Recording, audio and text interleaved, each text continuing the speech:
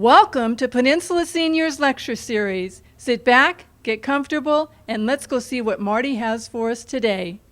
Good morning, everyone, and welcome to another in the Peninsula Seniors Lecture Programs. We're really fortunate today. We're going to have a presentation from the United States Coast Guard, the oldest military branch in the service, dating back to 1790.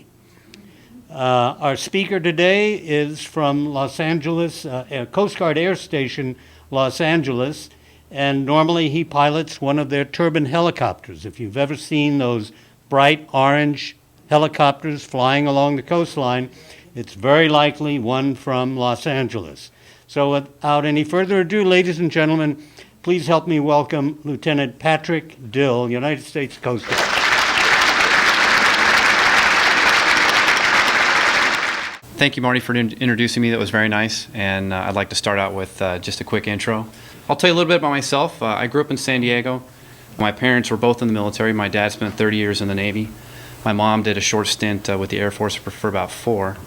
And my grandfather did 30 years in the Air Force and flew B-25 Mitchells in World War II. So I guess I'll be doing 30 years in the Coast Guard. We'll see. But I enlisted in 1995. I did a little bit of college at San Diego State. And like all 22-year-olds, I needed to get out, see some of the world. I felt like I was stuck in a desk in a rut, and I wanted to have some adventure in my life. So I enlisted in the Coast Guard. I went to boot camp in Cape May, and then my first duty assignment was Small Boat Station, Depot Bay, Oregon, which is their claim to fame is the smallest harbor in the world. There were 19 of us at that unit, and we ran a port and starboard duty crew. But I spent about a year there. I had a lot of good memories, a lot of adventures there. And then I went on to electronics school in Petaluma, California, where I studied surface search radar systems, communications, and how to repair computers and phone systems, things like that, aboard ships. Then in keeping with the Let's See Some of the World, they sent me to Alaska. And I was on the oldest cutter in the Coast Guard, the Storis, which was commissioned in 1940 and was actually just decommissioned last year. We traveled from Nome, Alaska to San Diego, and everything in between. And I spent 2.5 years on that ship. Fantastic tour, probably one of the highlights of my career. And I was actually nominated Coast Guard Enlisted Person of the Year and won the nomination while I was there. So that kind of got me going in the right direction. Now, I'll preface this. I signed up just for 4 years to see the world, get some college money, and get out. That was the plan. So 5 years after being enlisted, I transferred from the Storis, and then moved on to working on some of the older and newer icebreakers down in Seattle. So I helped commission the Healy, which is now, I think, our most modern icebreaker that we have. And from there, I got picked up a year later for Officer Candidate School. Completed that in 2000 in June. And then they sent me to a staff tour out in San Francisco and Alameda, where I worked on software and computers, installing software all over the Coast Guard. Coast Guard said, "Hey, Pat, we've got a job for you to do. You have to go to all these different units throughout the Coast Guard. Here's your budget, here's your time frame, and the units, just go out, you're on your own, and take care of it." So I spent about a year doing that. I completed that job ahead of schedule, and I said, "Hey, I'd like to go to flight school." And well, I can't believe it. They said yes on the first application. I said, "Yeah, we'll take you." I'm still waiting for the job police to come arrest me, and any day I'm going to wake up and they'll say, "I'm sorry, you're really supposed to be over here at this desk doing this job." But I went to flight school about a year and a half in Pensacola, Florida, before I got my Wings of Gold. And then from there I got orders to Air Station New Orleans. So I spent 4 years in New Orleans, some of the best years and most memorable. Made friendships that'll last forever there at that unit. And went through 4 hurricanes there that we evacuated for, including Katrina, which you all know about. And I'll talk a little bit about that later. And then from New Orleans, they said, "All right, well, where would you like to go?" And I said, "I'd love to get back to Southern California." I couldn't get San Diego, which would have been my first pick. The second pick was Los Angeles, and I've been here for 2 years. And we live just down the street at the base of Palos Verdes. So it's been an adventure so far. I've been in about 14 years, and from the kid that just wanted to see a little bit of the world and then get out and get some money, it's turned out to be a pretty good deal. So this morning's presentation provides an overview of the Coast Guard as an organization, including a close look at how the Coast Guard operates in a modern maritime security environment and our multiple missions, and also a brief review of initiatives that will prepare us for the challenges that lie ahead. The Coast Guard as an organization has changed considerably since Alexander Hamilton founded the Revenue Cutter Service over 2 centuries ago.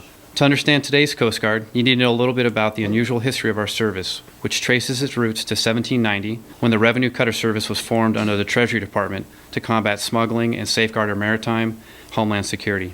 In 1915, the Revenue Cutter Service and Life Saving Service was merged to form the U.S. Coast Guard. In 1939, the Lighthouse Service was added to the mix to help create a unique service, which is where we are today. The Coast Guard Reserve, which is one of the 7 military reserve components of the United States, was created in 1941 to provide a ready surge force for mobilization during time of war and other emergencies.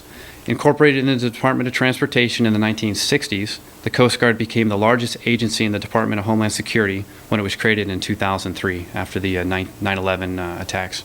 The Coast Guard is currently about 40,000 active duty military members, 8,100 drilling or selected reservists, and about 7,000 civilian employees and about 33,000 members of the Coast Guard Auxiliary, which are volunteers that help us out with aircraft and ships.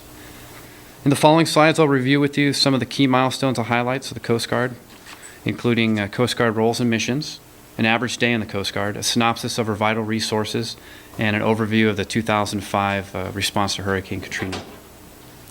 Today's Coast Guard is charged with protecting the American public, the environment, and the national security in the U.S. waterways, as well as the marine regions where the U.S. interests are at risk. We do this through the exercise of our 11 specific statutorily mandated Coast Guard mission programs. Many of these mission programs benefit more than one role, but each directly supports the roles of safety, security, and stewardship.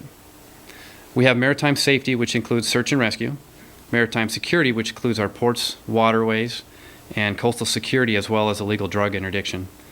Undocumented migrant interdiction, defense readiness, and law enforcement also round off some of the jobs that we do. Our maritime stewardship mission protects the living marine resources, such as the marine protected areas in and around the Channel Islands, and also includes aids navigation and ice operations. Today, the Coast Guard balances the needs for maritime safety and security with the need for the country to stay competitive as a trading nation. By 2020, U.S. foreign trade in goods may grow to more than half its current tonnage.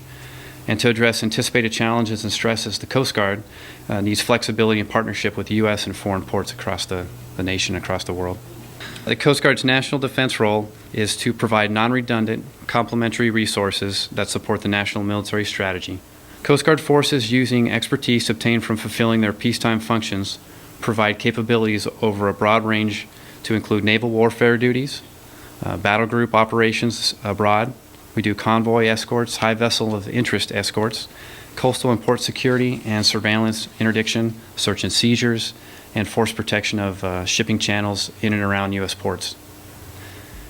In October 1995, the Secretary of Transportation, Secretary of Defense, Chief of Naval Operations, and the Commandant of the Coast Guard signed a memorandum of agreement which is still recognized today in the Department of Homeland Security, but it identifies the unique national defense capabilities that the Coast Guard can bring to bear as a force provider. These capabilities again include maritime intercept operations, military environmental response operations, port security, defense, and peacetime military engagement. The U.S. Coast Guard has fought in every major conflict, proving to be a vital component of the United States military and as a critical element to the America's wartime successes. During times of war, the Coast Guard can be transferred to the Department of the Navy by President or by Congress. And as a joke, kind of inside joke, the Coast Guard, we always say, during times of war, we're that hard nucleus about which the Navy forms. Pretty true, actually. Most recently, during Operations Iraqi Freedom and Operation Enduring Freedom, thousands of Coast Guard active duty and reserve men and women have been deployed to the Middle East. Coast Guard units have been conducting maritime intercept operations to enforce UN sanctions, and our primary force is protecting Iraq's offshore oil platforms from terrorist attacks. Additionally, the Coast Guard is conducting coastal security operations to guard against piracy and terrorist attacks. The Coast Guard is the United States' lead federal agency for maritime port security operations. We also act as a military authority under the Department of Defense control. The basis of our Homeland Security Authority comes primarily from the statutes listed here. These federal laws provide us the legal backing to conduct port and border security operations. Daily, the Coast Guard is busy protecting our citizens and maritime interests with operations that cover a full range of our core roles. Thanks in no small part to our multi-mission capabilities, the flexibility of our personnel, we're able to accomplish a significant amount with the resources that we have. And on an average day, the Coast Guard saves 14 lives, assists 98 people in distress. We interdict 17 illegal migrants at sea, respond to 12 oil and/or hazardous chemical spills, inspect 25 waterfront facilities, conduct 78 seizures and rescue cases, seize approximately $8.4 million worth of illegal drugs, board 193 ships and boats, and administer 21 commercial fishing vessel exams. So it's a pretty busy day.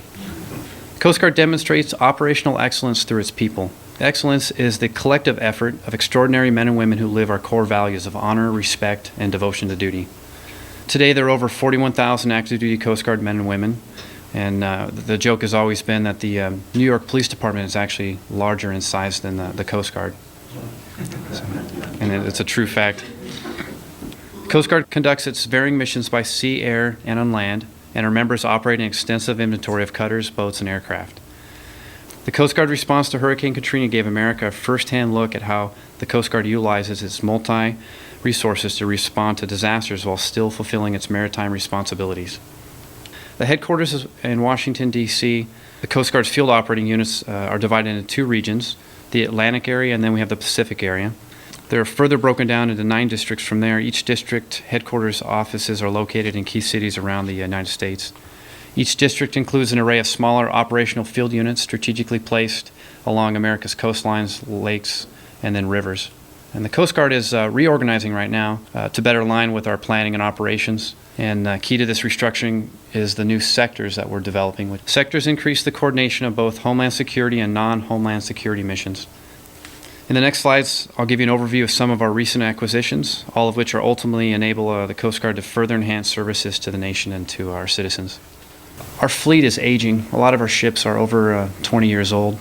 I told you the ship I was on, the Storis, was built in 1940, and they kept that 10 years over the expected date that we thought. And we still have ships that I think were commissioned just a little bit after the 40s. They're still in service. The Navy, just to give you a kind of a perspective, the Navy typically throws their ships away after about 20 years, if I'm correct. I think they usually sell them off to foreign countries, South America, or they put them in mothball fleets if they're structurally sound enough, or they scrap them or turn them into reefs. So we're looking at building the National Security Cutter. We've got one that's finished right now that's going through tests. That's the cutter Berthoff. Actually conducted some of the first flight testing out here offshore with helicopters from Los Angeles, just initially to get it started. We've got new offshore patrol boats, a little bit smaller. They're multi-mission vessels with advanced electronics, and they're capable of sustaining intensive small boat and flight operations in support of the Coast Guard missions. We've got fast response cutters that are coming out. They'll provide enhanced Coast Guard response time, readiness, and mission capability. And the patrol boats are among the workhorse really for the fleet. We have more patrol boats, I think, than any of the other larger cutters. And they're based all up and down the coast, both sides, and in the Gulf. We have a response boats, smaller or medium-sized response boats that conduct a broad range of vital Coast Guard missions. And then we have a coastal patrol boat, which performs Coast Guard missions, including search and rescue, law enforcement, fisheries, drug interdiction, and alien migrant interdiction. So covering the stuff that's near and dear to me are the aviation portion. We have the, used to be the HH-65 Bravo model. We bought these helicopters back in the 80s from the French. And in order to make them, by Congress, to make them 51% American made, we dumped the engines and the electronics. We put in American engines and American electronics. So at any rate, the 65, we just came online with the Charlie a few years ago. We finally upgraded the engines, so the helicopter is a lot safer, both dual and single engine. Those are the ones that we fly at Los Angeles. We're getting the new CASA, which is the medium-range surveillance aircraft, and that's going to replace an older jet that we're using, a Falcon jet, that's been around since, I believe, the 78. And it'll provide longer legs as far as being able to stay on scene during searches, and it has some cargo capability too for taking passengers and a small amount of cargo. So it's not as large as our C-130 platform, but it's a better platform than the Falcon jet that we have that's currently very outdated. And those are Spanish made, and we're buying that from our friends over in Spain. The H-60 is the same helicopter that the Army and the Navy use. It's the Blackhawk or the Seahawk in the Navy variant. And we're getting an upgrade to that. It's an electronic suite that makes the cockpit a glass cockpit, so it looks a lot like what the teenagers are playing with these days as far as video games. Everything's in color, and it's a very good helicopter. They have those down in San Diego and a bunch of other air stations across the country. And also the long-range C-130. We have the new J model, which is also a glass cockpit, getting software upgrades and new computers inside. And it's a fantastic helicopter, or rather, fantastic fixed-wing asset that we have for long-range searches. They do the ice patrols on the East Coast, and then one of the newer programs coming online, which is still in its infancy, and it's being tested everywhere with the FAA and also with the Coast Guard, are the unmanned aircraft systems. So I know they're currently using them over in Afghanistan and Iraq in the Army, and it's been very successful for monitoring and also for some of the attacks against insurgents over there. We're looking at deploying it off of ships, and I think Point Mugu was at one point identified as a possible place for launching out, keeping a base for these the tests. So I'll talk a little bit about Katrina, and I'll give you some of my personal insights. Granted that I'm one of the thousands of people that was there, my story is pretty common, but I can give you a little bit of the things that I did and some of the funnies. During the Coast Guard's massive response to Hurricane Katrina in August and September of 2005, saving lives in distress was our #1 priority. And to do so, we maximized the use of all available resources. 9 hours after Katrina made landfall, the Coast Guard made its first rescue, saving 2 adults and an infant from a rooftop with an HH-65 Dolphin helicopter. Simultaneously, the Coast Guard cutters were underway to the region. The first arrived early that same afternoon, with Coast Guard small boats already busy combing the flooded streets to save citizens in distress. Other branches of the armed services supported the Coast Guard as well, including the Navy, which sent a hospital ship, and an Army National Guard, which provided the on-ground forces and humanitarian assets that helped out. By the end of the rescue operations, the Coast Guard conducted over 33,000 rescues by air and water. 7 years' worth of search and rescue missions compressed into a 2-week period. I flew for 4 days straight before they made us take a 2-day break, and in that 4 days, well, actually it was 6 days total of flying just for Katrina. I logged 40 hours, which is more than I normally log in a month. That's about 2 months worth of flight hours. So here's a little bit of my story. In the week leading up to Katrina, most of us at Air Station were frantically preparing the unit for impending storm, while our spouses were at home preparing the house and the kids and the cats for evacuation. The Coast Guard released most of us to evacuate our families on Friday, August 26th, 2 days before the expected landfall of the storm. So we were lucky. We got out before Ray Nagin had really declared an emergency. And I know I took my wife and we hit the road, and we didn't hit a lot of traffic, but this is what most folks saw once the emergency was declared. Typically those members who were single at the unit and not married were charged with evacuating the aircraft to designated safe havens located out of the path of the incoming hurricane. So there's some of the cats, and there's Emily. And if you guys have cats, you know that they don't like cars. So, yeah. Once I was released from work, I went home to help my wife, Emily, pack up photo albums, financial records, put the cats in the car, and then hit the road for Pensacola, Florida, where both our parents retired. My orders were to drop them off at a safe location, drive to Mobile, Alabama, and then pick up a helicopter as soon as I could to get back to New Orleans to help out with the work. I left marching orders with Emily as well. I said, don't expect to come back to New Orleans. Our house is probably going to be gone. I said, you have to take care of the bills and the family and figure out where we'll go from here. I have to go to work. And she was a pretty strong girl. She took care of all that for me. After catching a ride on a Coast Guard helicopter out of Mobile, I arrived at the air station Monday morning and immediately sat at the desk in the operations center. Almost immediately, the phone calls started coming in. Call after call was begging for us to come across, or rather to come and rescue their family from their flooded homes. Those of us answering the phones did our best to take the information and try to triage as best we could the callers and the phone information that was coming in. I can tell you it's pretty sobering when someone on the other line is in a panic and they're asking you, hey, can you get my grandfather? He's stuck up in the attic in his house, and he's trying to keep dry. And all they could really give us were addresses, and if you know, a lot of the places were under 10 feet of water. You can't read street signs from a helicopter, and if it's underwater, I certainly can't. So it was very difficult trying to figure out where a lot of the folks were. By 4 o'clock in the afternoon that day, I was told I would be on the night shift for rescues. I was paired up with another Coast Guard pilot, Lieutenant Chris Hubbard, who's actually a native of Los Angeles, and he's a ardent, diehard Trojan fan. So I couldn't ask for a better guy. Chris and I were peers, and we flew together the entire time. We just picked up different air crews each night. So, but we were dying to get out there, and we figured, we sat there all day answering phones, and we knew that by the time we got our chance to go, there wasn't going to be anybody left to rescue. And the crews coming in from the day shifts kind of smiled at us and said, "Don't worry, there's a lot of stuff going on out there. You'll have plenty of time to find people."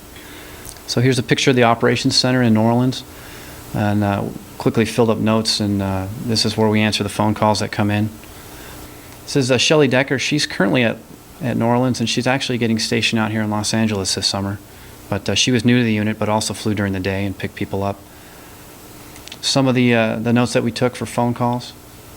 Again, it has addresses, some phone numbers, but as the day wore on, power outages became more rampant. The actual levees hadn't quite broke, I believe, that day, not entirely anyway. So this is a Coast Guard ramp, and this is just some of the few helicopters we had for the first few days. That's our hangar there, and then the operations center would be off to the right. So to this day, I'll never forget the first night of flying over the city in the wake of the storm. Once it was dark enough for us to put our goggles on, we could see everybody out there, and there were thousands of people, and they all had flashlights, and they were all pointing them up at us, saying, "Hey, come pick me up." So it's pretty intimidating. You're trying to figure out, where should we go? Where do you start? We started with the largest concentrations first, and the orders were women and children first, and men will come last. We'll get them later. On the first night over the city, there weren't many of us flying. Mostly just Coast Guard helicopters out there, and we knew each other. We were on the same frequency, and we could talk to each other. And a lot of the guys would say, "Hey, I've got a building over here with 100 people on top of it. Can you come over to this area and help me out? And we'll start getting some of these folks out of here." So that helped out quite a bit. One of my good buddies, Craig O'Brien, who's also, he's from the East Coast but was stationed out here as a first tour guy in Los Angeles. He said, "Hey, Pat, I flew over our neighborhood. Everything's dry and everything looks good," which was fantastic, because a lot of us wanted to peel off and fly, see how our own properties were, but we knew we had to get to the job and get working. So that night we picked up 27 people, which may not sound like a lot, but it was a little bit harder at night to pick folks up, mostly because it was dark. There was nothing lit. There were a lot of unlit towers in the area, power lines and trees that we had to negotiate when we were picking people up. The daytime crews typically got double that number in a day. So probably one helicopter on a 6-hour shift during the day was getting anywhere from 50 to 60 folks. At night it was a little bit harder, and it took a little longer to pick them up off the roofs. And I think a lot of them went indoors too, just kind of stay outside from the bugs at nighttime. But we picked up 27 people. We had a mother, a 5-month-old baby, 15 children, 2 elderly people, 2 handicapped, and 6 adults. Again, I don't have many photos of the nighttime shots for obvious reasons. We didn't take a lot of pictures that night. Once we reached our 6-hour flight time limit, we had to return to base and then quit for the night, which for us typically was around 3 a.m. We usually did 3 sorties, maybe 4 with fueling stops in between. And we were picking them up and just trying to get them to central locations where they either had buses, or if we get them to the international airport, we would drop them off there. We did drop a few off at the Superdome, unfortunately, which, as you know, turned out to be a mess later on. The next day, more Coast Guard helicopters crews showed up to assist with the rescues. Before Chris and I signed for an aircraft and picked up a crew, we were given a special mission. One of the helicopters from the day crew was picking up a mother and daughter, and they had the daughter in the aircraft when they experienced some issues with the airframe, and they actually had to do an emergency landing back at the Coast Guard base, which is about a 10-minute flight. So we tried not to bring survivors back to the unit because we really couldn't support them. We didn't have berthing or beds for them or food. We had to take care of ourselves first. So we were taking the survivors to central locations, but in this case they had to bring her back. So we signed for the aircraft, and we were given this little girl, and they said, "Hey, we don't have a position for you, we just know the neighborhood, kind of a general location in the 9th Ward. Can you see if you can go find her? Here's what the apartment complex looks like, and see if you can find her mother and get them back together." So we flew around the 9th Ward. We found the apartment complex that matched the description, and lowered the rescue swimmer down to a balcony. It was flooded at that time. And he ran around different apartment complexes and units, and he finally actually found the mother. So we got her back up, and then took them to, I believe we took them to the international airport later on. So it's kind of one of those feel-good stories. Later on that night, we were flying around, and again I was talking with Craig, and he said, hey, I flew over a neighborhood, and I said, how does it look? And he said, well, he said, your place is fine, it's dry. He said, but mine's under 9 feet of water. And you could hear it in his voice, he was pretty upset, but he was trying to focus on picking people up. And that's when we knew that the second levee had broke. So that night we picked up 25 people. We took most of them to the Cloverleaf, which was it's shaped like a cloverleaf. It's a freeway. It was fairly dry, and they were able to bus people in and out of that area. So the next few days were really quite a blur. We slept during the day as best we could. I managed to find, my office was dark, and I was a security officer at the time, so didn't have any windows, and air conditioning wasn't working, but it was at least about 70 degrees in the office. So a group of us kind of turned out the lights, and we slept during the day. We'd get up about 4 in the afternoon, eat a couple MREs, and then sign for an aircraft. One of the funny stories is you quickly figured out which aircraft had the best air conditioning. So my job, Chris would always say, all right, Pat, I need you to get over there a little bit early and get the 6555. That's the one we want, it had the good air conditioning on it. And hopefully it was there and ready to go. So, but over the 4-day period before they sent us off to Mobile for our break, we picked up 107 people just with Chris and I and the flight mechs and the swimmers that we had on our team. So here's some hoists in the 9th Ward again. Some more passengers in the back. We did a lot of non-standard things. I don't normally land on roads, but sometimes it was the best option. You land on a road, people could run up and get in, and it was easier than actually hoisting them with the winch. Pulled out your heart a little bit. You look back and you see their face the first time we actually got airborne. You can see that they didn't realize how much destruction had taken place in the city. And I think her face kind of sums it up, and a lot of the passengers look like that, just kind of shocked. Here's some photos from the Superdome. And the picture on the right has a pretty good story. It's a fairly famous picture, or infamous, if you will. It showed up in some movies towards the end of the credits. It's been in a few magazines, but that's my good friend Shay. Two of the pilots, Shay and Roberto, were sent to the Superdome to help coordinate airlifts out of there to get folks from the Superdome to the international airport. And Shay was taking a break. It was over 100 degrees that day. It's hot and sweaty. Everybody's tired. And he just wanted lunch. So he's sitting on the deck and he's eating his MRE. And Roberto is meanwhile out there in the heat, and he's picking kids up and old folks and people in wheelchairs and helping them load them into helicopters. I think Roberto finally got fed up and went over to Shay and said, hey, you got to come help us out. We're getting tired over here. And Shay kind of huffed and puffed a little bit, but he's a good guy. He got up. First kid he grabbed, picks him up to take him to a helicopter, and someone snaps his picture. Yeah, Roberto was pretty upset. He'd been out there all day working, but didn't really get any recognition.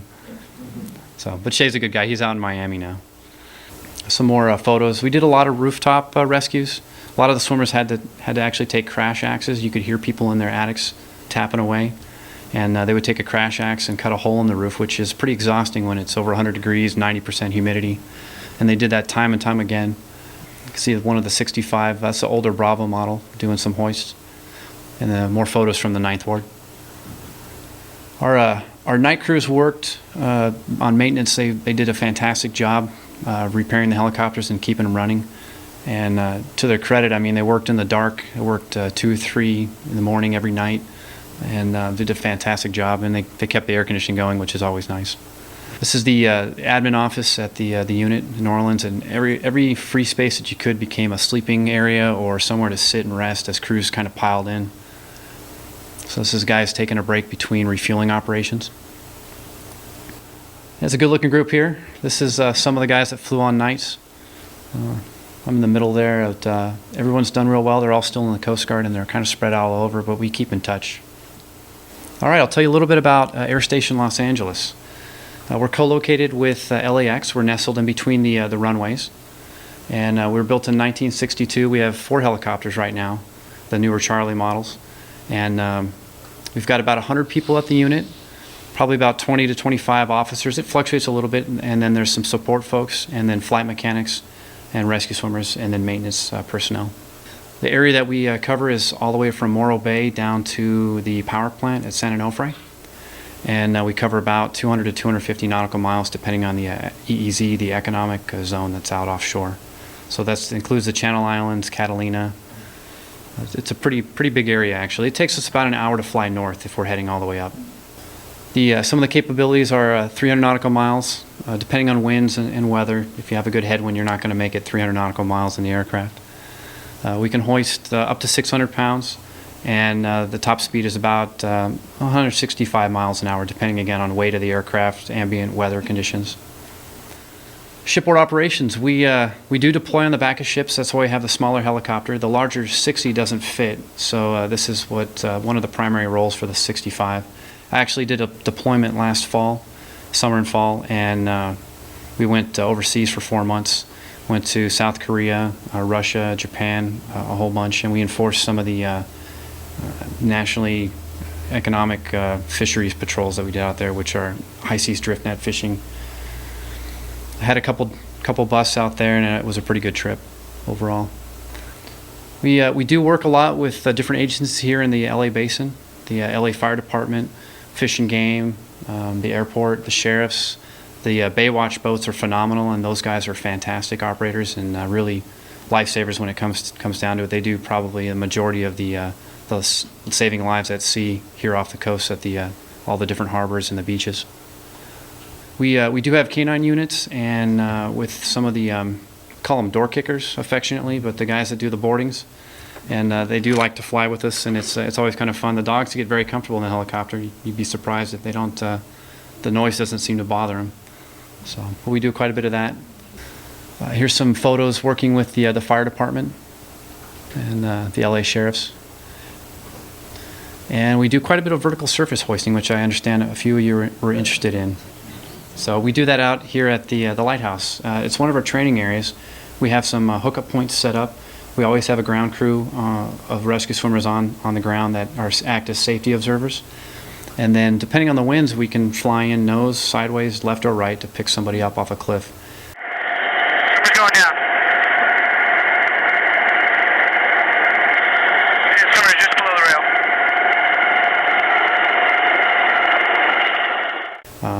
And we haven't had too many rescues here of actual cliff rescues, but we still practice it because we do have the cliffs in our area.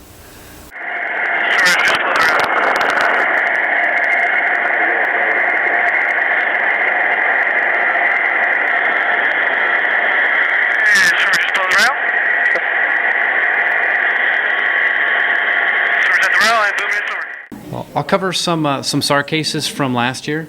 I can show you up in the upper left hand. That's probably what it looks like if you're at 90 knots, 300 feet looking for somebody this happened out on one of the islands on Santa Cruz. 2 kayakers, 2 kids went missing, didn't return, and they got lost, and they actually stayed overnight there. And it's still pretty hard to see them, so we managed to find them, we hoisted them, and got them back to their folks. So quite a bit, we have quite a few boats that run aground here.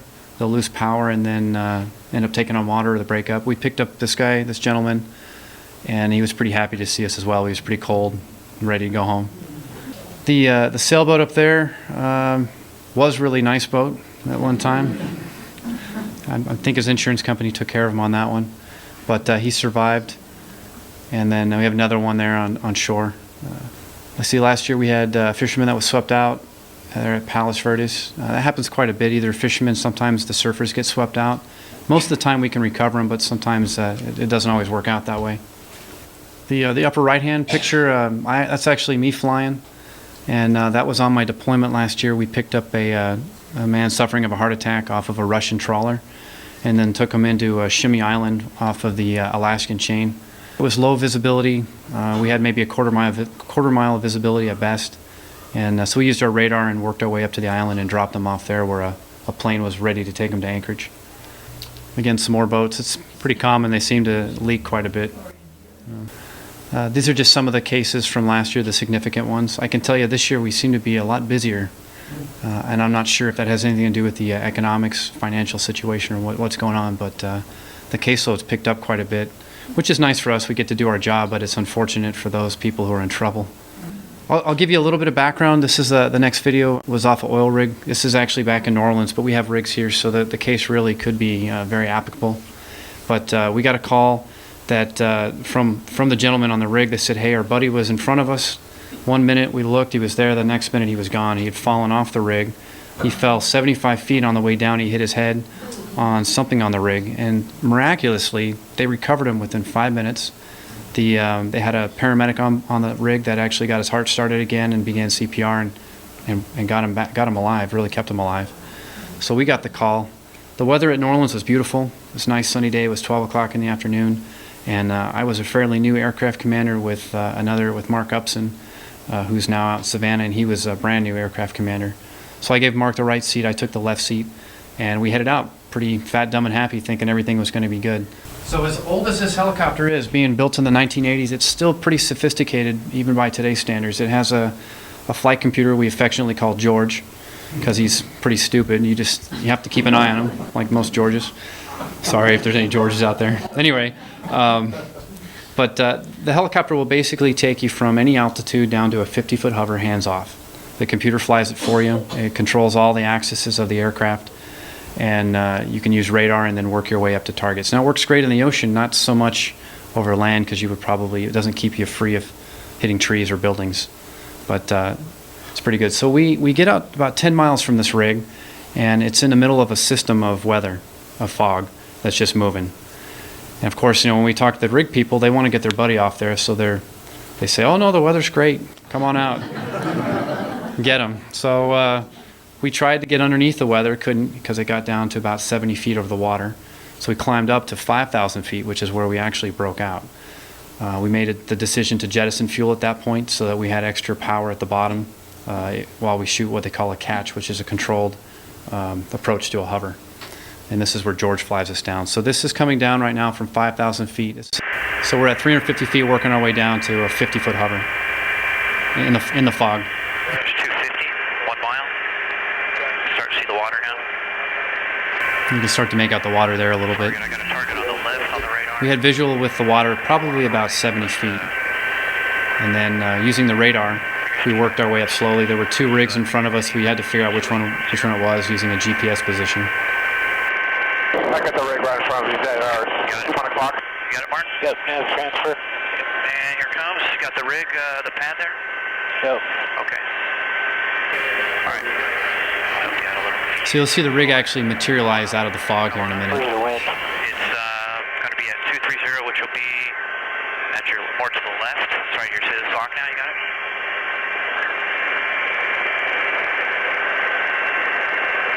Yeah, just come straight in. There you go. Nice. Hold this for a bit. You recheck down? It is. And recheck down. Locked and set. Clear on the Okay, left side. sir. Wheels are over the pad. The rig platform, the landing platform, was 100 feet in the air. We were down at 50. So Mark had to come up and then try to land on it. So they went down to get this guy. He was combative because of the head injury, in and out of consciousness. They put him in a litter. This is time-lapsed a little bit. It took about 10 minutes to get him up 3 flights of stairs.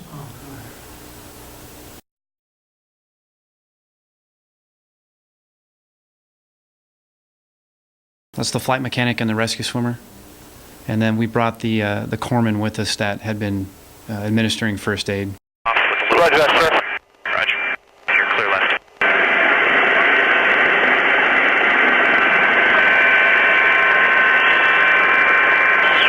right, you're at 90%. Keep pulling. Keep pulling. 95, 97. Keep going. 98, 97, 96. There's TL. And make your ITO. I'll give you a direct to WestJet for now. I'll find out what's up. Front door's secure and locked, sir. Roger. Give me IS and heading select. Taking off the rig, we do what's called an instrument takeoff, which is basically you're looking at the gauges to do the takeoff, and we were right into the clouds right away. 555, thanks for the go ahead. Sector Nolan, so we just lifted off the rig with a patient who may be in more serious condition than we anticipated. I need to know if Gulfport Regional Hospital is a little closer. I need to know if it's open and available to take him there. So we took him to Gulfport Regional Medical Center, and what's kind of neat is that typically you don't hear back from the patients. You drop them off, you never hear or see from them again. And in this case, his wife actually called me 2 weeks later and said, "Hey, I'm picking him up from the airport. He's got 48 stitches in his head. He's expected to make a full recovery, and thank you very much." So it was kind of neat, pretty gratifying. Well, that concludes my presentation for this morning.